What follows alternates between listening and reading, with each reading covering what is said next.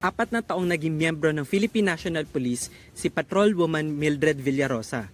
Sa loob ng mga panahong ito, naging trabaho niya ang pagtuturo sa mga bata sa komunidad at tiyaking ligtas ang kanilang lugar.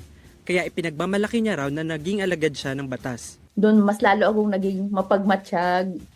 Kailangan kahit ano pang kalagayan mo, as long as na kailangan ka ng kapwa mo at nasa serbisyo ka, kailangan mag-extend ka talaga ng help, sir, in any ways. Habang nagtatrabaho sa PNP, nagdalang tao si Mildred. Naging masaya man sa pagbubuntis, ito naman ang naging dahilan kaya nanganib ang kanyang buhay. Nanganak po ako.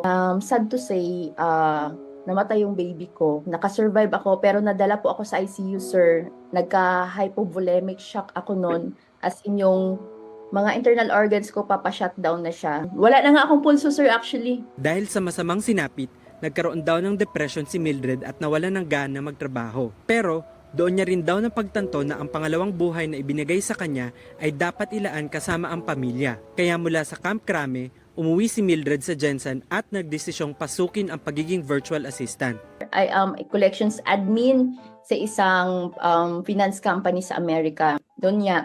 At saka ano rin ako, sir, social media manager. At saka nakakatipid ako, sir, kasi hindi ko na kailangang mag-commute, magbaon. Kahit sobrang lakas ng ulan, may bagyo, okay lang, nakakapagtrabaho pa rin ako, sir. Pareho lang daw ang kinikita ni Mildred noon bilang pulis kumpara sa pagiging freelance virtual assistant. Pero mas may work and life balance na raw siya ngayon. Si Mildred ay hindi nag-iisa. Sa tala ng American freelancing platform na Upwork, galing sa Pilipinas ang pinakamaraming virtual assistant nila na aabot sa 13%.